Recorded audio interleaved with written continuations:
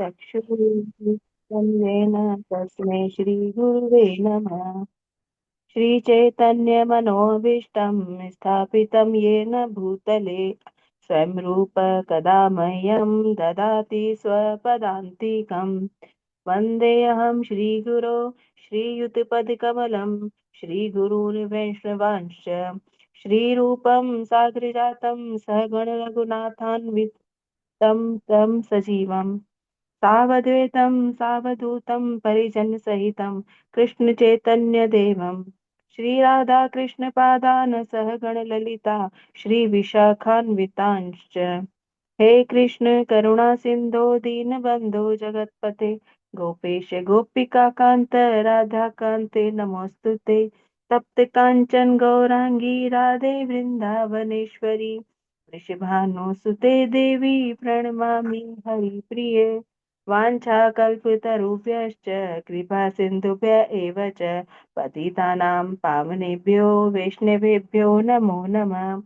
जय श्री कृष्ण चैतन्य प्रभु नित्यानंद श्री अद्वैत गदाधर श्रीवासादि गौर भक्त वृंद हरे कृष्णा कृष्ण कृष्ण हरे हरे हरे राम राम राम हरे हरे। हरे कृष्ण। हरे प्रणाम।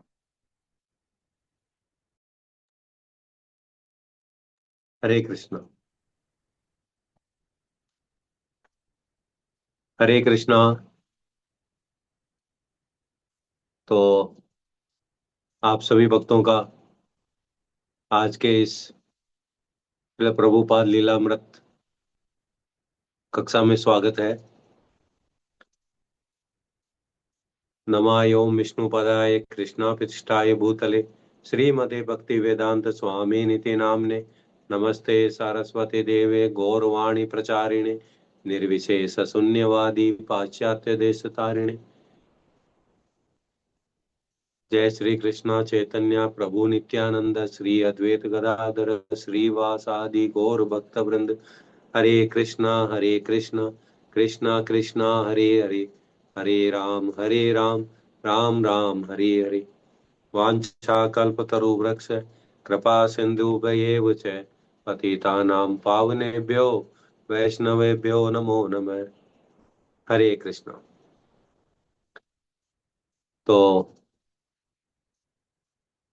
जैसा कि पिछली क्लास में जो हमारी चर्चा चल रही थी, इसलिए प्रभुपाद जी जो है, अभय जो है, वो एक छोटे बच्चे थे। तो उनके एक फ्रेंड था, उस फ्रेंड ने उनको भक्ति सिद्धांत सरस्वती ठाकुर से मिलाया। और जब तक जो है उनके दिमाग में ये था कि एक साधारण पुरुष है, साधारण साधु हैं, और जब उनसे वो मिले और उन्होंने चैतन्य महाप्रभु के बारे में और भगवान कृष्ण के बारे में जो समझा और जो सुना शास्त्रों के आधार पे, तो उनका जो है पूरा हृदय परिवर्तन हो गया। और उन्होंने जो है बाद में मानसिक रूप से अपने हृदय से उनको अपना गुरु स्वीकार कर लिया। फिर भक्ति सिद्धांत सरस्वती जी के बाद जो है उनके जो पिता थे भक्ति विनोद ठाकुर, तो भक्ति विनोद ठाकुर का वर्णन आया था कि भक्ति विनोद ठाकुर जो है वो उस समय के अंग्रेज शासन में एक न्यायाधीश थे और उनके 10 संतानें थी। उनमें एक थे श्रीला भक्ति सिद्धांत सरस्वती जी। तो इस प्रकार से जो है हमने पिछले सप्ताह ये चर्चा की थी। और भक्ति विनोद ठाकुर जो है वो जो है वैष्णव धर्म का जो है वो उस समय घटने लगी थी। और फिर इसके बाद भक्ति विनोद ठाकुर ने जो है उसको वापस उजागर किया और वापस उसको पुनः स्थापित किया। और इस प्रकार से जो है फिर उन्होंने काफी प्रयास किया। तो अब आगे भक्ति विनोद ठाकुर के बारे में हम जानते जानेंगे कि अब भक्ति विनोद ठाकुर जो है वो एक प्रमुख न्यायाधीश होने के नाते भक्ति विनोद जिम्मेदार सरकारी अधिकारी थे, अर्थात वो उस समय के तत्कालीन न्यायाधीश थे अंग्रेज सरकार के। और इसके साथ ही साथ वो जो है जगन्नाथ मंदिर के अधीक्षक भी थे। वो भी उनके ऊपर जो है कार्यभार था। और साथ ही साथ उनके 10 जो है बच्चे भी थे, 10 बच्चों के वो पिता थे। तो उन बच्चों की भी जिम्मेदारी थी उनके ऊपर। तो इस प्रकार से उन्होंने 10 बच्चों की जिम्मेदारी संभाली। भगवान जगन्नाथ के जो मंदिर थे उसके अधीक्षक के रूप में कार्यभार भी संभाला। और न्यायाधीश के रूप में उन्होंने जो है न्यायालय का काम भी उन्होंने बड़े अच्छे तरीके से उन्होंने किया।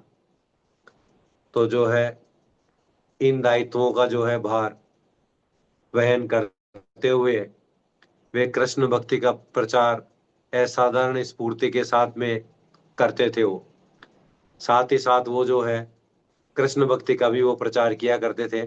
जैसा भी उनको समय मिलता था उन्होंने अपने समय को मैनेज किया और उसके साथ साथ उन्होंने कृष्ण भक्ति का प्रचार भी किया। तो ये सारी जिम्मेदारियां निभाते हुए उन्होंने कार्य जो है बड़े ही जो है उत्तरदायित्व निभाया उन्होंने। और उनका जो डेली का जो रूटीन रहता था, क्योंकि उनका जो दिनचर्या थी वो बहुत व्यस्त था उनका समय, क्योंकि उनके पास में उस समय न्यायाधीश के रूप में काफी कार्यभार था उनके पास। तो जब वो न्यायालय से शाम को घर आते थे तो वे भोजन करते थे। और भोजन करने के बाद वो 8 बजे से लेके आधी रात तक वो सोते थे। और तब फिर वो आधी रात को उठ जाते थे।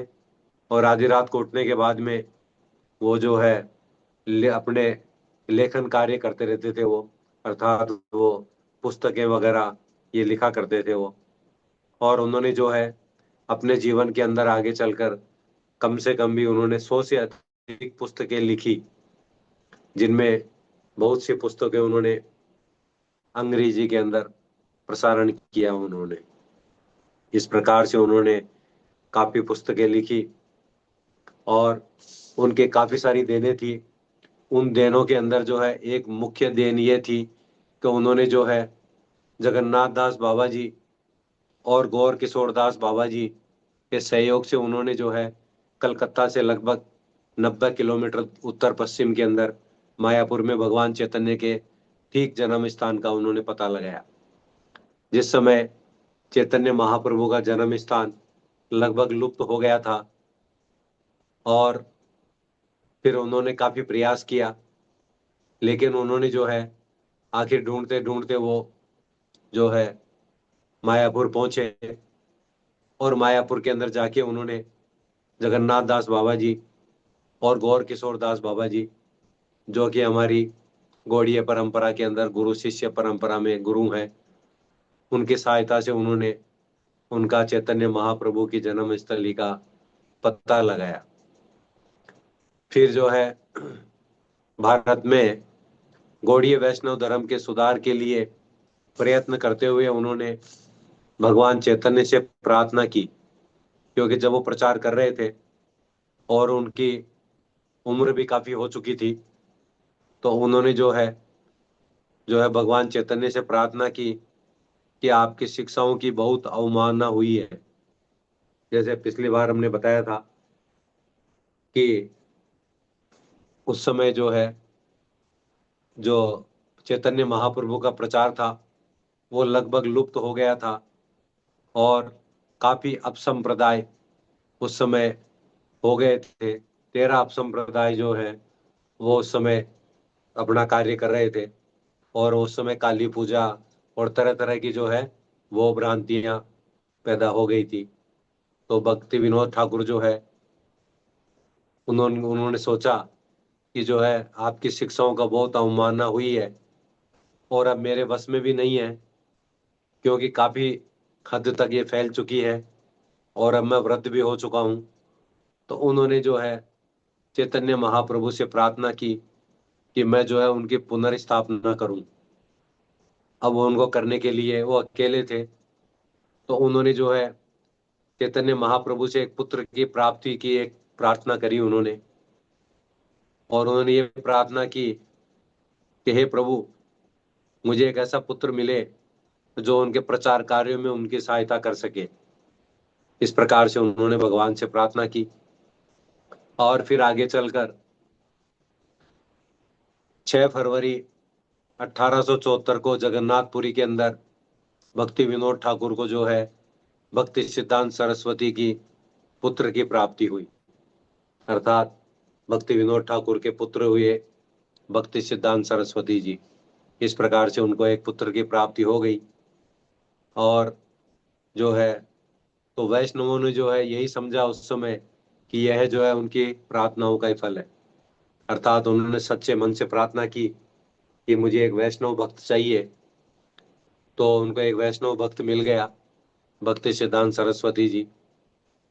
और फिर जब भक्ति सिद्धांत सरस्वती जी का जन्म हुआ तो बड़ा ही एक आश्चर्य की बात थी कि जो देख के सभी लोग बड़े आश्चर्यचकित हुए कि उनका जब जन्म हुआ तो उनकी जो नाभि नाड़ी होती है वो ब्राह्मणों द्वारा धारण किए जाने वाले यज्ञोपवीत अर्थात जनेऊ की तरह गले में लिपटी हुई और छाती पर फैली हुई थी। जैसे जो नाड़ी होती है, नाभि होती है, नाड़ जिसको हम बोलते हैं, तो वो भक्ति सिद्धांत सरस्वती जी ठाकुर के इतनी बड़ी थी कि जैसे गले में ब्राह्मण के जनेऊ होती है, उस जनेऊ की तरह उनके पूरे शरीर के ऊपर लिपटी हुई थी वो। तो ये देखकर बड़ा आश्चर्य हुआ। तो फिर जो है उनके माता पिता ने उस बच्चे का नाम रख दिया विमल प्रसाद। तो विमल प्रसाद जब नाम रख दिया उन्होंने, फिर आगे चलकर जब विमल प्रसाद 6 महीने के हुए तो जगन्नाथ उत्सव के रथ भक्ति विनोद के निवास के द्वार पर जाकर रुक गया। जो जगन्नाथ जी की रथ यात्रा होती है प्रतिवर्ष, तो इसी प्रकार से जब उस वर्ष उनका जन्म हुआ था तो उनके 6 महीने के बाद में जो है, जन्म के 6 महीने बाद में जगन्नाथ जी की रथ यात्रा का आयोजन हुआ। और वो जगन्नाथ जी की रथ यात्रा जो है वहां से 3 किलोमीटर के लगभग जाती है गुंडीचा मंदिर तक।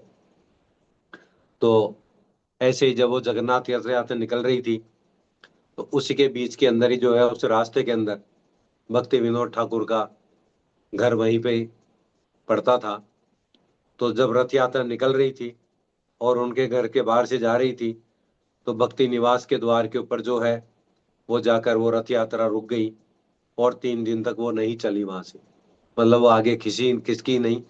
लोगों ने काफी प्रयास किया, लेकिन काफी प्रयास के बावजूद भी वो रथ यात्रा जो है वहीं पर रुकी रही। जगन्नाथ जी का रथ वहां से आगे नहीं खिसका। तो फिर जो है भक्ति विनोद ठाकुर की जो पत्नी थी वो उस बच्चे को जो है विमल प्रसाद को वो रथ तक लाई और रथ के पास लाकर उन्होंने जगन्नाथ जी के विग्रह के सामने उसको वो ले गई और उसको विग्रह के सामने ले जाके उनको नतमस्तक कराया, उनको प्रणाम कराया। तो जो ही उन्होंने प्रणाम किया तो जो है तत्क्षण जो है बच्चे ने अपनी बाहें फैलाई। एक 6 माह का बच्चा, उसने जो है जगन्नाथ जी के सामने अपनी बाहें फैलाई और फिर जो है भगवान जगन्नाथ के विमल ने जो है उनके चरण छुए। और चरण छूते ही जो है तुरंत भगवान के श्री विग्रह से एक माला जो है उनके ऊपर गिरी और वह कृत मंगल हुआ। जो ही उन्होंने जगन्नाथ जी के चरण छुए तो एक माला जगन्नाथ जी के गले से निकलकर विमल प्रसाद के गले के अंदर आके गिर गई। तो ये बहुत बड़ा एक आश्चर्य था। तो फिर इसके बाद जो है जब भक्ति विनोद ठाकुर को ज्ञात हुआ कि उनके पुत्र के ऊपर भगवान जगन्नाथ की एक माला गिरी है, तो उन्हें विश्वास हो गया कि यह वही पुत्र है जिसके लिए उन्होंने प्रार्थना की थी। तब उनको पता चला कि वास्तव में मैंने जो प्रार्थना करी थी भगवान से, तो वो मेरी प्रार्थना आज पूरी हो गई है और ये वही पुत्र है जिसके लिए मैंने भगवान से कामना करी थी, याचना की थी। इस प्रकार से उनको भक्ति सिद्धांत सरस्वती जी की प्राप्ति हुई। और फिर इसके बाद एक दिन जो है विमल प्रसाद केवल 4 वर्ष के बच्चे थे, कुछ समय बाद बड़े हुए, और जब वो 4 वर्ष के हुए बालक, तो उनके पिता ने उन्हें एक हल्की सी फटकार लगाई। और वो फटकार किस लिए लगाई कि जो है भक्ति सिद्धांत को, विमल प्रसाद को जो है आम का जो है बहुत बड़ा शौक था। तो आम का शौक था तो वो आम खाया करते थे। तो एक बार जो है भक्ति विनोद ठाकुर ने जो है उनको फटकार लगाई कि एक आम जो है बिना उसे भगवान कृष्ण को अर्पित किए खा लिया।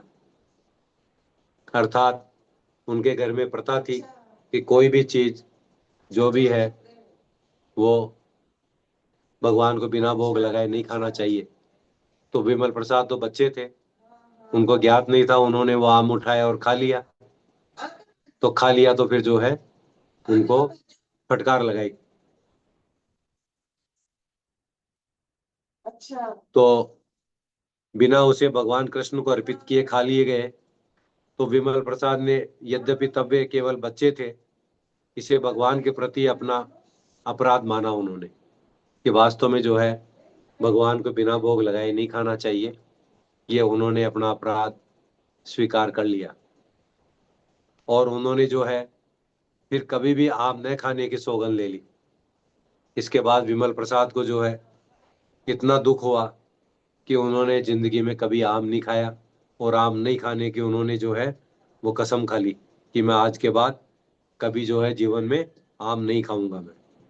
ये उन्होंने एक आजीवन सौगंध ले ली। तो फिर इसके बाद जो है 7 वर्ष की उम्र के अंदर, जब 7 वर्ष की अवस्था होने तक विमल को सारी जो है भगवत गीता कंठस्थ हो गई और उनके श्लोकों की व्याख्या भी वो कर सकते थे। अर्थात जब वो 7 वर्ष के हुए तो सारी भगवत गीता के जो 700 श्लोक हैं वो सारे 700 श्लोक उनको कंठस्थ हो गए। और उसके साथ साथ उसका अनुवाद भी जो है उनको कंठस्थ हो गया। इस प्रकार से जो है ये एक भगवान की उनके ऊपर बड़ी कृपा रही।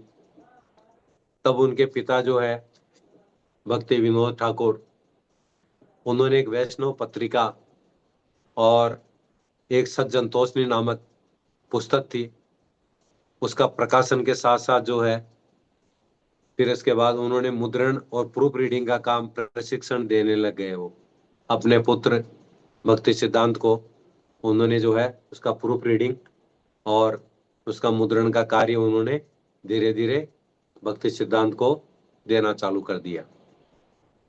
और फिर जो है पिता के साथ में वो जो है भक्ति सिद्धांत, वो बहुत से तीर्थ स्थानों की यात्राएं की और वहां से वो उन्होंने विद्वान पंडितों के प्रवचन भी सुने।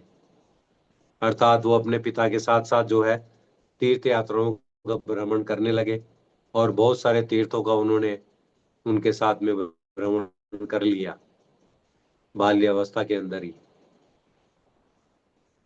फिर इसके बाद में जो है छात्र के रूप में जो है विमल प्रसाद को पाठ्य पुस्तकों के स्थान पर अपने पिता की लिखी पुस्तकें पढ़ना अधिक पसंद था।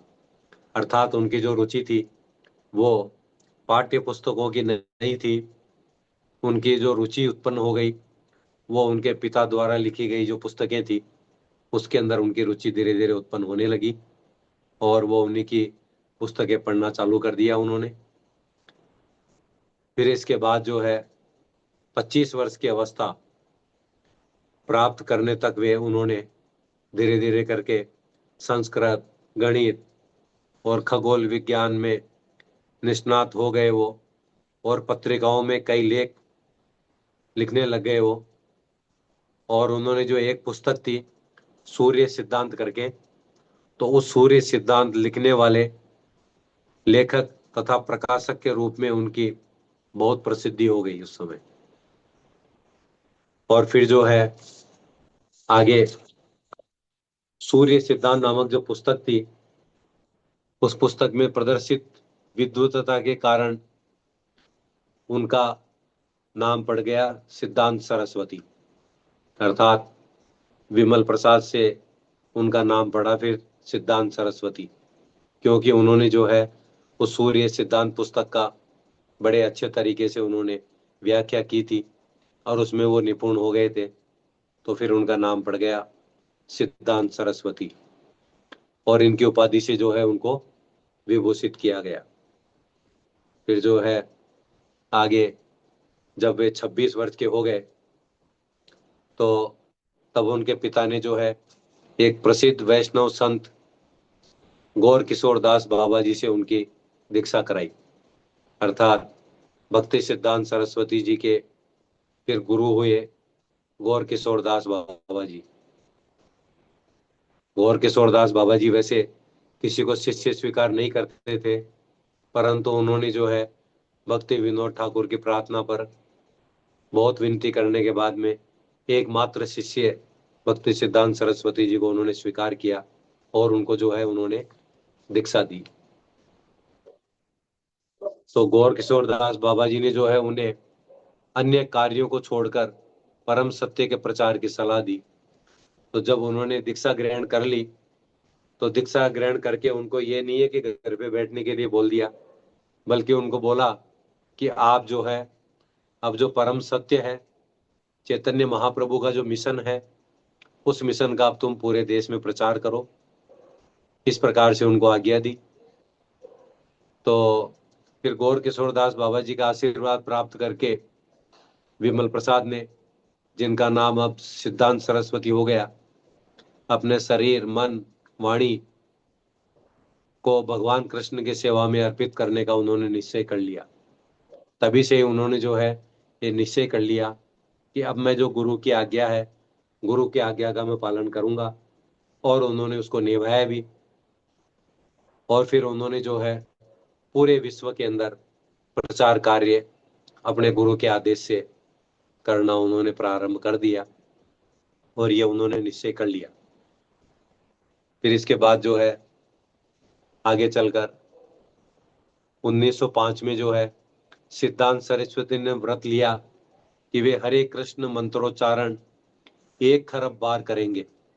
अर्थात उन्होंने ये वचन ले लिया, प्रण कर लिया कि मैं जो हरे कृष्ण महामंत्र का जो ये मंत्र है, हरे कृष्ण कृष्ण कृष्ण हरे हरे, हरे राम राम हरे हरे, उसका मैं 1 खरब बार करूंगा। ये उन्होंने प्रण ले लिया। फिर जो है मायापुर में भगवान चैतन्य के जन्म स्थल के निकट एक पर्ण कुटी में रहते हुए वे हरे कृष्ण मंत्र का जप दिन रात करते रहे वो। फिर उन्होंने जो है वहीं पे ये कुटिया बना ली और कुटिया के अंदर उन्होंने अपना जो है ये मंत्र जप करना उन्होंने चालू कर दिया। और उनकी जो दिनचर्या थी खाने पीने की, वो भी एक बड़ी ही अद्भुत थी कि वे एक मिट्टी के पात्र में जो है दिन में केवल वो एक बार भात बनाकर और यही खाया करते थे और कुछ नहीं खाते थे। अर्थात कभी कभी तो उनको अगर मान लो भात बनाने का टाइम भी नहीं मिला, चावल पकाने का, तो वो भूखे ही रहते थे और कुछ नहीं खाते थे वो। मतलब उन्होंने अपना जो समय है वो व्यर्थ नहीं किया। जो खाने में जो समय लगता था उसको भी उन्होंने भगवान की सेवा में लगाया और महामंत्र का वो जप करते रहते थे वो, एक पल बिना गंवाए। इस प्रकार से वो उनकी दिनचर्या थी। और वे जमीन के ऊपर ही सोते थे। और जब जो है फूस का जो बंगला था, जो कुटिया थी, उसके अंदर जो है बारिश के समय के अंदर बरसात भी टपक टपक पड़ती रहती थी। तो फिर जो छत से जो है वर्षा का जल नीचे टपकता था, तो तब भी वो जो है एक छाते के नीचे बैठकर मंत्रोच्चारण में लीन रहते थे वो। अर्थात ना उनको सर्दी गर्मी बारिश किसी का उनको कोई परवाह नहीं थी। बरसात पड़ती थी तो भी वो एक छाता लेकर वहां पे बैठ जाया करते थे और बैठ करके वो नाम जप किया करते थे वो। इस प्रकार से उन्होंने अपना समय व्यर्थ नहीं गंवाया। फिर इसके बाद जो है आगे चलकर 1911 में जब उनके वृद्ध पिता बीमार पड़ गए तो सिद्धांत सरस्वती ने मिथ्या वैष्णवों की इस चुनौती को स्वीकार किया कि कृष्ण भावनामृत के प्रचार के लिए उनकी जाति में जन्म लेना पहली अनिवार्यता है। जब उनके पिता बीमार हो गए, वृद्ध हो गए, तो भक्ति सिद्धांत सरस्वती के सामने एक बहुत बड़ी एक चुनौती आई कि जो है उस समय जो है कृष्ण भावनामृत के प्रचार के लिए उनकी जाति में जन्म लेना पहली अनिवार्यता है। ऐसा उनके सामने एक बड़ी चुनौती आ गई कि जो है अगर कृष्ण भावनामृत का प्रचार करना है तो उनको उस जाति के अंदर, ब्राह्मण जाति के अंदर उसको जन्म लेना पड़ेगा। अर्थात जाति भावना के प्रति सचेत ब्राह्मण समाज इस बात से बहुत कुपित था कि भक्ति विनोद ठाकुर ने शास्त्रों से अनेक प्रमाण प्रस्तुत किए थे कि जन्म भेद का विचार किए बिना भी कोई ब्राह्मण वैष्णव हो सकता है। यह भक्ति विनोद ठाकुर का एक जो था प्रमाण इन्होंने प्रस्तुत किया था कि बिना जो है जाति भेद के कोई भी व्यक्ति ब्राह्मण बन सकता है, ब्राह्मण वैष्णव हो सकता है। अर्थात कहने का मतलब यह है कि जिस व्यक्ति के अंदर ब्राह्मण के गुण हैं उसको हमको ब्राह्मण स्वीकार करना चाहिए, चाहे वो एक शूद्र ही क्यों न हो। अगर एक शूद्र के अंदर भी ब्राह्मण के गुण हैं तो हमें उसको ब्राह्मण या वैष्णव स्वीकार कर लेना चाहिए। यह भक्ति विनोद ठाकुर का जो है एक प्रमाण था। लेकिन जो स्नातक ब्राह्मण थे उन्होंने जो है वैष्णवों की हीनता सिद्ध करने के उद्देश्य से एक वाद विवाद का आयोजन किया। उन्होंने जो है भक्ति विनोद ठाकुर के इस जो उन्होंने तर्क दिया था, इस तर्क को उन्होंने चैलेंज कर दिया और उन्होंने कहा कि नहीं, हम जो आप ये जो कह रहे हो हम आपकी इस बात से सहमत नहीं है, तो हमें एक डिबेट करना है आपसे। तो उन्होंने जो है एक ऐसा विवाद खड़ा कर दिया और एक वाद विवाद का उन्होंने एक आयोजन किया। तो उनके जो बीमार पिता की ओर से भक्ति सिद्धांत सरस्वती जी ने जो है ब्राह्मण और वैष्णवों के मध्य निर्णायक अंतर, एक वैष्णव और ब्राह्मण और वैष्णव के मध्य निर्णायक अंतर शीर्षक से एक लेख लिखा, एक पुस्तक ली और उसके अंदर उन्होंने भक्ति सिद्धांत सरस्वती जी ने जो है एक लेख लिखा। क्योंकि उनके पिता तो वृद्ध हो चुके थे, वो तो इस कंडीशन में नहीं थे, लेकिन भक्ति सिद्धांत सरस्वती जी ने जो है एक लेख लिखा और उसे जो है अपने पिता के सम्मुख उन्होंने प्रस्तुत किया। उस बुक को लेके एक लेख लिख के और पिता के सामने उसका शुद्धिकरण के लिए उन्होंने प्रस्तुत किया। तो अस्वस्थ होने के कारण होते हुए भी भक्ति विनोद ठाकुर जो है वो आह्लादित हो उठे और लेख के तर्कों से स्नातकों को चुनौती भली भांति ध्वस्त हो जाएगी। उन्होंने जो है उनको आश्वस्त किया कि जो है ये जो तुमने लिखा है लेख, इससे भली भांति जो है स्नातकों की चुनौती भली भांति ध्वस्त हो जाएगी। ऐसा उन्होंने एक जो उन्होंने वाद किया था उसके प्रति उन्होंने ये चीज लिखी। तो फिर इसके बाद जो है जो भक्ति सिद्धांत सरस्वती जी थे वो वहां से मिदनापुर गए। मिदनापुर जो बंगाल के अंदर ही है, वहां वो मिदनापुर नामक स्थान पर गए और वहां पर जो है देश विदेश के जो पंडित थे 3 दिवसीय वाद विवाद के लिए वहां इकट्ठे हुए थे।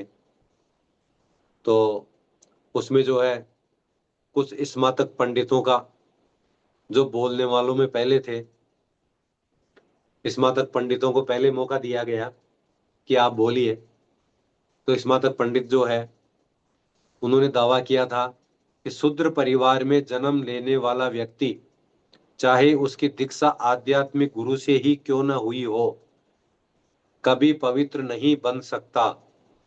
ये उन्होंने एक वाद प्रस्तुत किया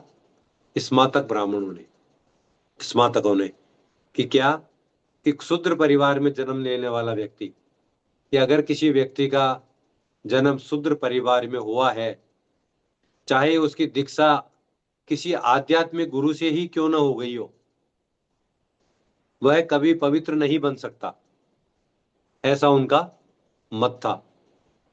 और वो श्री विग्रह की पूजा करने या शिष्यों को दीक्षा देने का ब्राह्मण का कार्य भी नहीं कर सकता। अर्थात वो व्यक्ति बिना ब्राह्मण बने किसी को दीक्षा भी नहीं दे सकता, और वो कोई ब्राह्मण का कार्य अर्थात अर्च विग्रह की पूजा भी नहीं कर सकता। ऐसा उन स्नातक ब्राह्मणों ने एक तर्क प्रस्तुत किया। फिर इसके बाद अंत में जो है सिद्धांत सरस्वती ने अपना भाषण दिया, और उन्होंने ऐसा भाषण दिया, उन्होंने वेदों के हवाले से ब्राह्मणों का गौरव गान करते हुए अपना भाष्य आरंभ करना प्रारंभ किया उन्होंने। और उन्होंने क्या भाष्य दिया, इस पर स्नातक ब्राह्मण जो है विद्वान बहुत प्रसन्न हुए। लेकिन जब वे ब्राह्मण बनने के लिए वास्तविक समताओं तथा वैष्णवों के गुण और दोनों के संबंध के बारे में बताने लगे और इस बात का विवेचन करने लगे, तो वो विवेचन कर रहे हैं उसके अंदर कि वैदिक साहित्य के अनुसार आध्यात्मिक गुरु बनने और शिष्यों को दीक्षा देने के योग्य कौन है। ये उन्होंने बताया कि आध्यात्मिक गुरु कौन बन सकता है, और जो है शिष्यों को दीक्षा कौन दे सकता है, इसके योग्य कौन है। तो वैष्णव विरोधियों की प्रसन्नता जो है लुप्त हो गई। जब उन्होंने ऐसा तर्क प्रस्तुत किया तो जो स्नातक ब्राह्मण थे उनकी प्रसन्नता जो है उनके सिर से, उनके मुख से गायब हो गई। अंत में भक्ति सिद्धांत सरस्वती जी ने बहुत ही इंपॉर्टेंट बात बताई कि, और उन्होंने शास्त्रों से प्रमाणित कर दिया कि यदि कोई शूद्र के रूप में जन्म लेता है लेकिन वह ब्राह्मण के गुण प्रदर्शित करता है, तो उसे शूद्र जन्म के बावजूद उसका ब्राह्मण के रूप में सम्मान होना चाहिए। ये भक्ति सिद्धांत सरस्वती जी ने उस शूद्र का जो उन्होंने स्नातकों ने दिया था, वो इन्होंने उनका खंडन किया। उन्होंने खंडन किया कि यदि कोई शूद्र के रूप में भी जन्म लेता है और लेकिन उसमें ब्राह्मण के गुण प्रदर्शित करता है, अर्थात उसमें ब्राह्मण के गुण हैं, तो उसे शूद्र जन्म के बावजूद उसका ब्राह्मण के रूप में सम्मान होना चाहिए। अर्थात वो ब्राह्मण कहलाने के लायक है, वो दीक्षा देने के लायक बन सकता है वो, अगर उसने ब्राह्मण के गुण विकसित कर लिए हैं तो। और यदि कोई ब्राह्मण परिवार में जन्म लेता है किंतु शूद्र की तरह वो आचरण करता है, तो वह ब्राह्मण नहीं है। ये भी उन्होंने एक तर्क दिया कि अगर कोई ब्राह्मण के कुल में जन्म ले रहा है, बीड़ी सिगरेट पी रहा है, गांजा पी रहा है, मांस भक्षण कर रहा है, और वो ब्राह्मण है किंतु वो शूद्र की तरह आचरण करता है, तो वो ब्राह्मण नहीं है। ये उन्होंने स्पष्ट रूप से उनको अपने विवाद के अंदर उन्होंने बताया इसको। तो फिर जो है उनका जो ये वाद विवाद खत्म हो गया। तो खत्म होने के बाद में जो है भक्ति सिद्धांत सरस्वती जी को जो है सभा के जो अध्यक्ष थे, उन अध्यक्ष ने जो है उनको बधाई दी और उनको माला पहनाई और उनका बहुत गुणगान किया। उन्होंने बहुत उनकी तारीफ करी कि वास्तव में जो है इन्होंने जो बात जो जो प्रस्तुत किए हैं अपने तर्क, वो तर्क बिल्कुल सत्य है, इसमें कोई दो राय नहीं है। इस प्रकार से जो वहाँ के अध्यक्ष थे उन्होंने उनको बधाई दी, और फिर जो चारों ओर जो उनके हजारों लोग इकट्ठे हो गए, जो स्नातक ब्राह्मण थे वो परास्त हो गए, और उन्होंने भी भक्ति सिद्धांत सरस्वती जी की जो है बहुत तारीफ करी, और उनके चारों तरफ वो इकट्ठे हो गए, और यह वैष्णव धर्म की वास्तव में विजय है। इस प्रकार से उन्होंने ये तर्क प्रस्तुत किया। फिर जो है आगे चलकर 1914 के अंदर एक बहुत बड़ा इनके जीवन के अंदर एक टर्निंग पॉइंट आया। 1914 में इनके पिता, और फिर 1915 के अंदर एक साल के बाद में ही जो है आध्यात्मिक गुरु का निधन होने के बाद भक्ति सिद्धांत सरस्वती जी ने जो है भगवान चैतन्य का मिशन उन्होंने जारी रखा।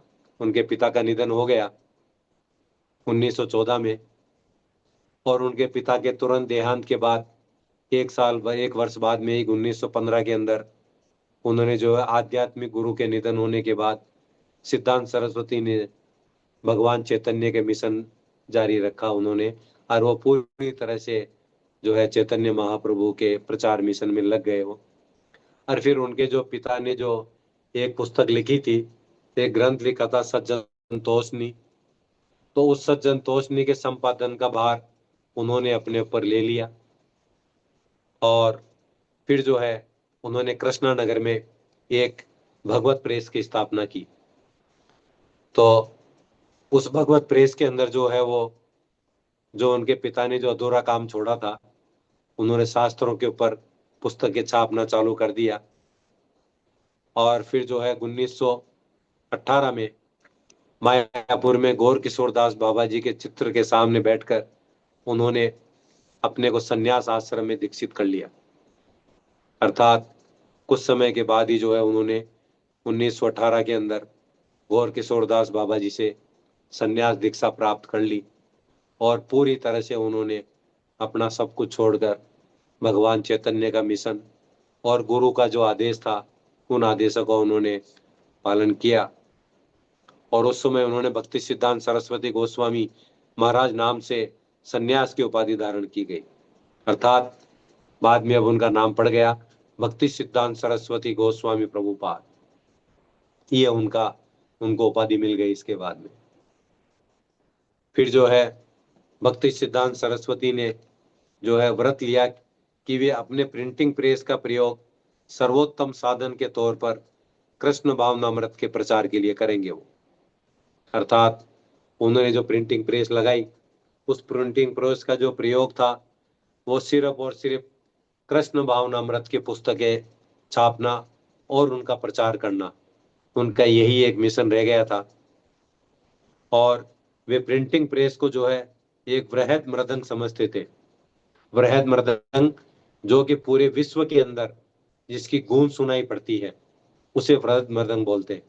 तो अर्थात उन्होंने जो पुस्तकें छापी वो पुस्तकें छापकर पूरे विश्व के अंदर उसका प्रसारण किया।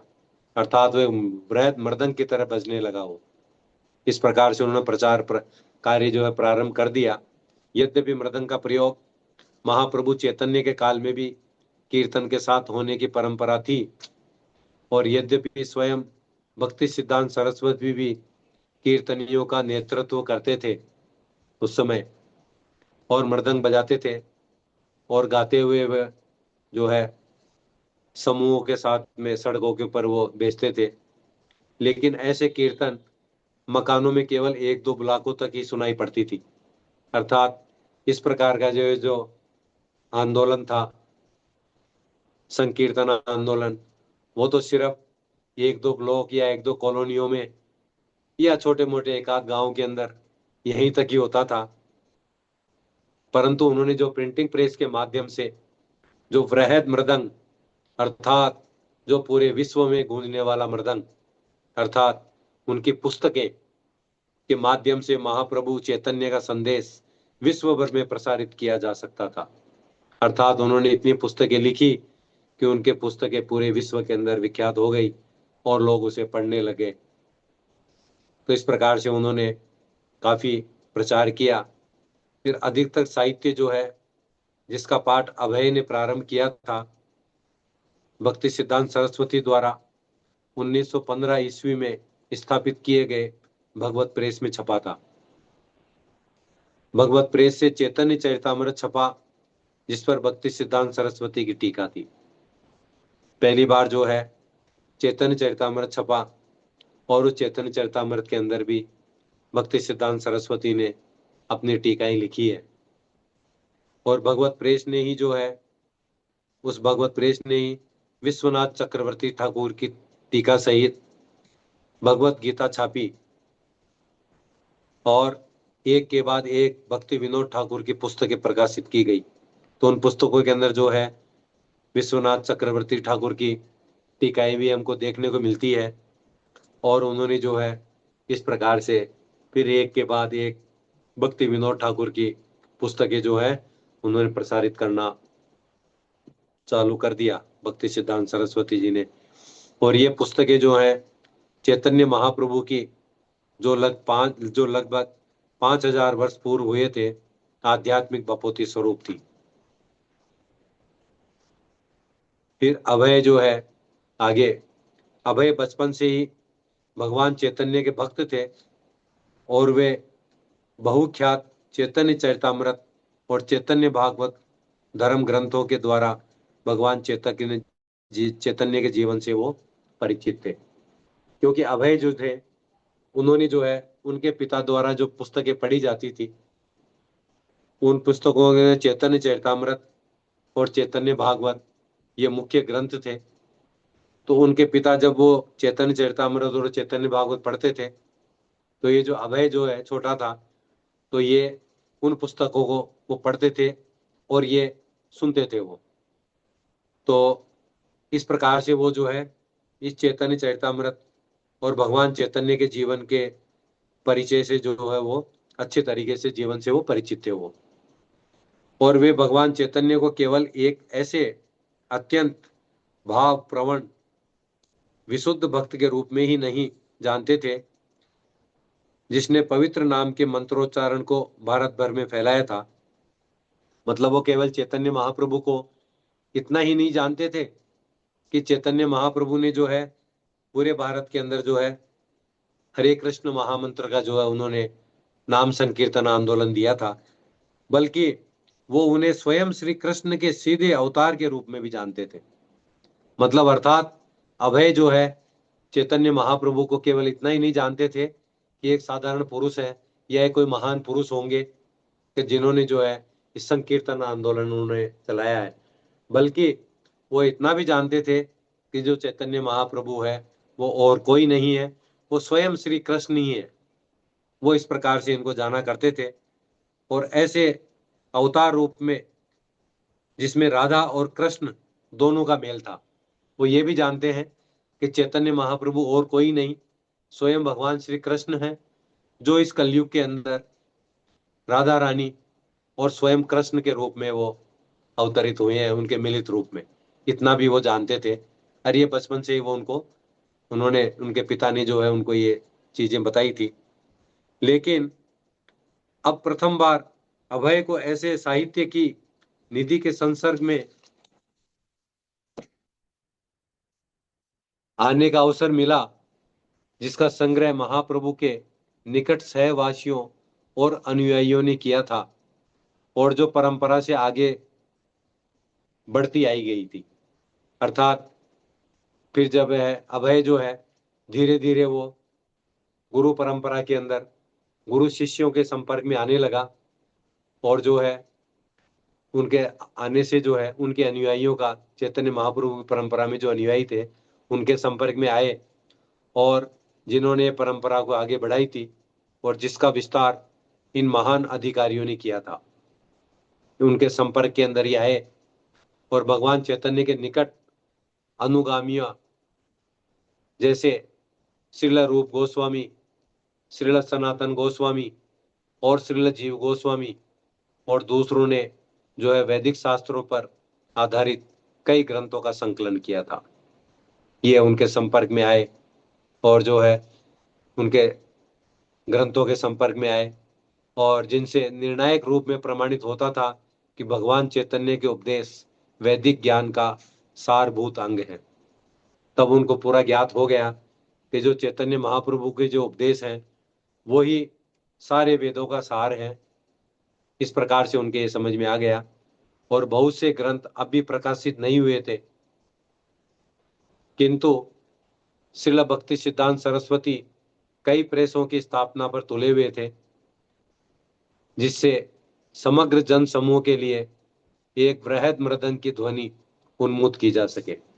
अर्थात भक्ति सिद्धांत सरस्वती जो है वो हार नहीं मानी उन्होंने और उन्होंने किसी भी स्थिति के अंदर ऐसी कई प्रेसों की वो स्थापना कर पर तुले हुए थे। उनका जो है एक जीवन का लक्ष्य था कि मैं कई प्रिंटिंग प्रेसें बनाऊं और कई प्रिंटिंग प्रेसों की स्थापना करके मैं जो है महाप्रभु के और ये जो है उनके पिता द्वारा जो उनका पुस्तकें दी थी उनका मैं प्रसारण करूं, इसके ऊपर वो तुले हुए थे। और जो एक वृहद वृहद मृदंग की तरह पूरे विश्व के अंदर जो है उन्मत्त की जा सके, इस प्रकार से जो है उन्होंने, ये उनका प्रण था, ये निश्चय था, जो आगे जाकर बहुत सफल भी हुआ। इस प्रकार से जो है भक्ति विनोद ठाकुर और भक्ति सिद्धांत सरस्वती ठाकुर का ये बहुत प्रयास रहा है कि जो इस गौड़ीय वैष्णव परंपरा को आज यहाँ तक उन्होंने पहुंचाया। और इसके बाद सबसे बड़ा सहयोग श्रील प्रभुपाद जी का रहा कि उन्होंने जो है इसको और आगे उनके मिशन को बढ़ाते रहे, जो आज हमारे सामने साक्षात हम देख रहे हैं इस चीज को। हरे कृष्णा, हरे कृष्णा। जय श्रील प्रभुपाद की जय, श्रील प्रभुपाद लीलामृत की जय। हरे कृष्णा प्रभु जी। हरे कृष्णा प्रभु जी। 2 मिनट में चेक करता हूँ ना बात। जी प्रभु जी।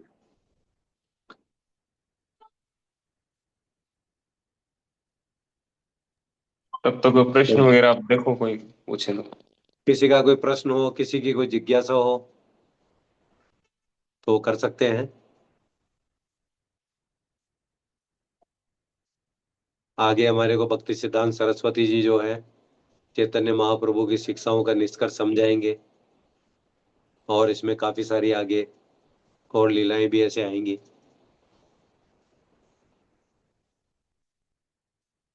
तो सभी भक्तों के समझ में आ रही है? हाँ प्रभु जी, हरे कृष्णा आ रही है प्रभु जी। क्या समझा माता जी, कुछ बताएं। बताते हैं प्रभु जी, थोड़ा सा आज मेरे को फीवर हो रहा है प्रभु जी, कैपेसिटी से बाहर है, पर थोड़ा सा बताती हूँ।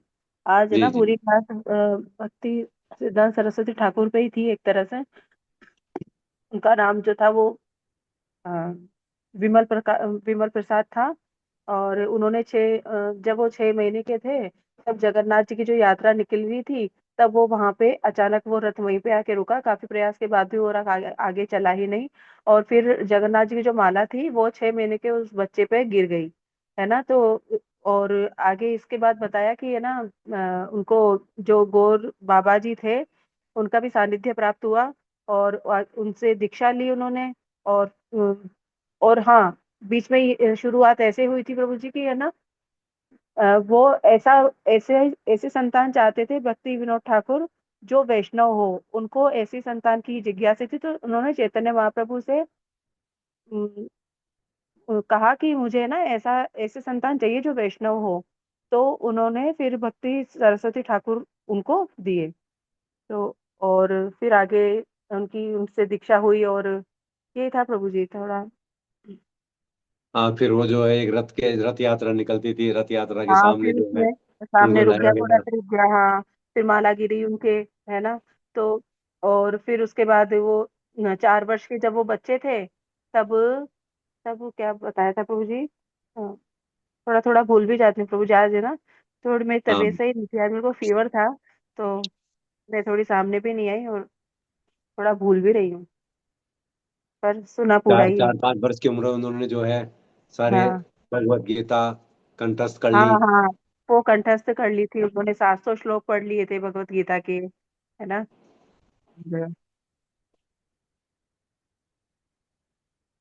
अच्छा माता जी, अच्छा था धन्यवाद आप। प्रभु जी। हाँ प्रभु जी, अच्छी थी लेकिन क्लास पूरी क्लास आज भक्ति सिद्धांत सरस्वती ठाकुर पर ही थी, उनके जीवन चरित्र पर आधारित थी।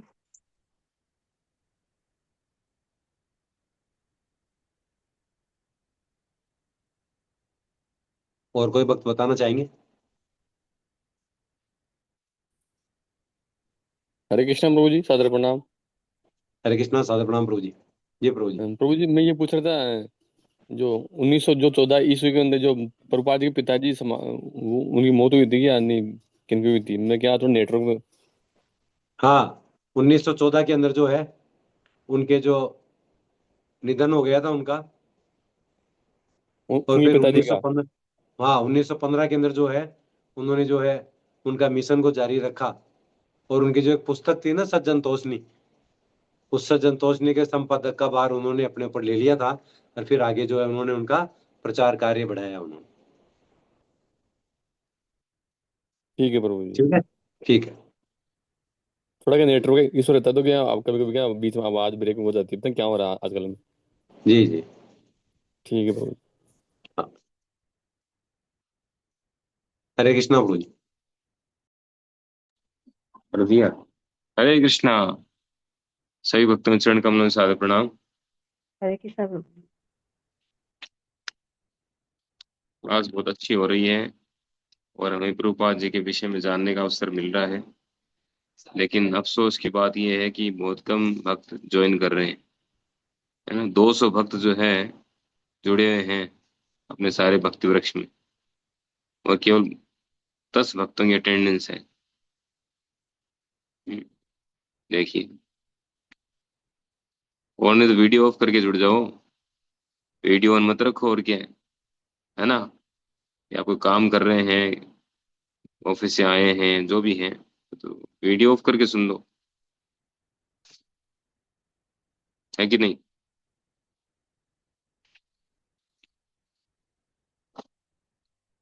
ठीक है।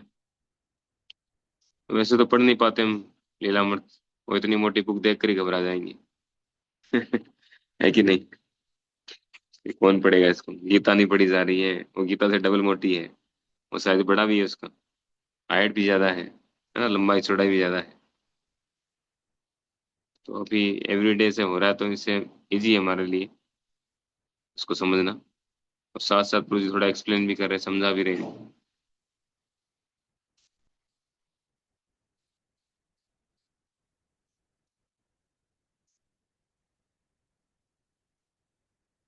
ठीक है।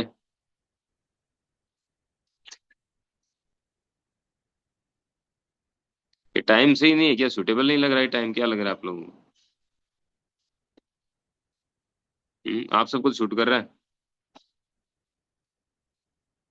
हम्म। सही है प्रभु जी, टाइम तो बहुत अच्छा है क्योंकि इसी टाइम पे हमेशा से क्लासेस होती आई है, एक ही तो टाइम है, काफी सालों से ये टाइम डिसाइड हुआ है। इस समय क्या सभी फ्री रहते हैं। प्रभु हरे कृष्णा प्रभु प्रभु, भी हरे फ्री है, माताएं भी फ्री हैं। हाँ गंगाराम हरे को कृष्णा। बताइए। हरे कृष्ण को सादर प्रणाम प्रभु जी। वो एक्चुअली अभी क्या हो रहा है कि थोड़ा शादी का सीजन है, इसलिए ये 10 दिन तो बहुत ज्यादा डीप रहेंगे। वो तो है। हाँ, अभी 10 दिन तो किसी टाइम ही नहीं, फिर भागदौड़ हो रही है। चलो वो कोई तो बात नहीं। और फिर भी पता नहीं क्या है अभी, जैसे जो ओमकार कृष्ण प्रभु जी जो क्लास लेते हैं गीत क्लास, उसके अंदर 200 शायद 300 कुछ भक्त है उसमें ग्रुप में। उसमें हाँ, मात्र 12-13 भक्ति ज्वाइन करते हैं जो सबको भी। डिलीट मार दो। जो जो रेगुलर नहीं है, या जो मान लो एक बार भी नहीं, महीने में एक बार भी ज्वाइन नहीं कर रहे हैं, उनको उस ग्रुप में रख के मतलब क्या है कि नहीं। हाँ खैर, वो था ही प्रभु जी। अब पता नहीं प्रभु जी क्या है।